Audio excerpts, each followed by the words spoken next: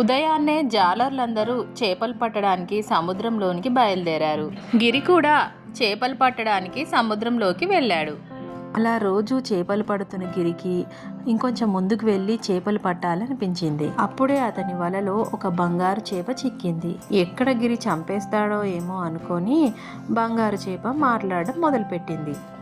నన్ను చంపకు, నన్ను చంపకు, నీకు ఏ సహాయం కావాలన్నా నేను చేస్తా, నన్ను వదిలిపెట్టు. ఎంత దూరం వచ్చి చేపలు పట్టేది వదిలేయడానికా? అసలే దొరికింది బంగారు చేప. నిజంగా నువ్వు అడిగింది ఇస్తాను, నన్ను వదిలేయి. అయితే ఏమడిగినా ఇస్తావా? ఇస్తాను. అయితే నేను వెళ్ళేసరికి నా భార్య చేతికి బంగారు గాజులు ఉండాలి. అలాగే, నువ్వు వెళ్ళేసరికి ఉంటాయి అని నీటిలోకి వెళ్ళిపోయింది బంగారు చేప. గిరి ఇంటికెళ్ళేసరికి అతని భార్య చేతికి బంగారు గాజులుంటాయి. భార్యకి జరిగిందంతా చెప్తాడు గిరి.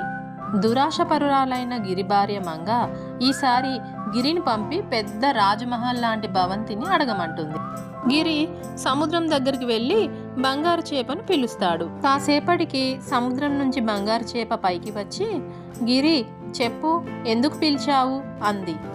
గిరి, నా భార్య నన్ను పెద్ద రాజమహల్ లాంటి భవంతి కావాలంటుంది అని అన్నాడు.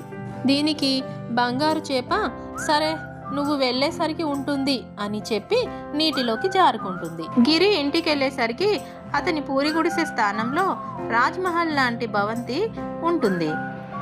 గిరి భార్య మంగ నవ్వుతూ గిరి దగ్గరికి వచ్చి, అబ్బా ఎంత సౌకర్యంగా ఉందో ఈ భవంతిలో అని నవ్వుతూ అంది. అప్పుడు గిరి భార్య మంగ, అబ్బా ఇంకొకసారి నా కోసం బంగారు చేపను ఒక వరం అడగవా? అప్పుడు వెంటనే గిరి, ఇంకా ఉన్న దాంట్లో తృప్తి పడవే మంగ, ఇంతకన్నా ఎక్కువ అడిగావనుకో ఆ బంగారు చేప ఇంకా ఇచ్చినవన్నీ తీసేసుకుంటుంది, జాగ్రత్త అని అంటాడు.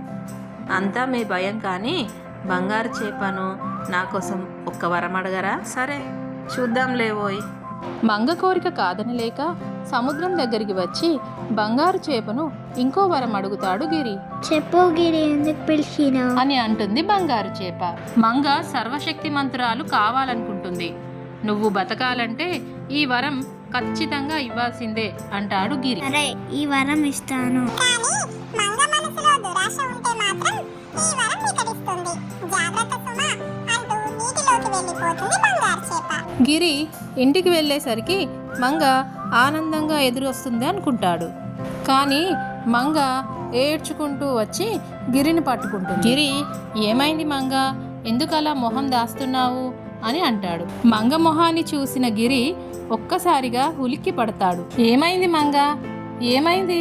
నా తప్పు నేను తెలుసుకున్నాను, పద బంగారు చేప దగ్గరికి వెళ్ళి క్షమాపణ అడగాలి. అత్యాశ ఎప్పటికైనా అనర్థదాయకమే. Please subscribe.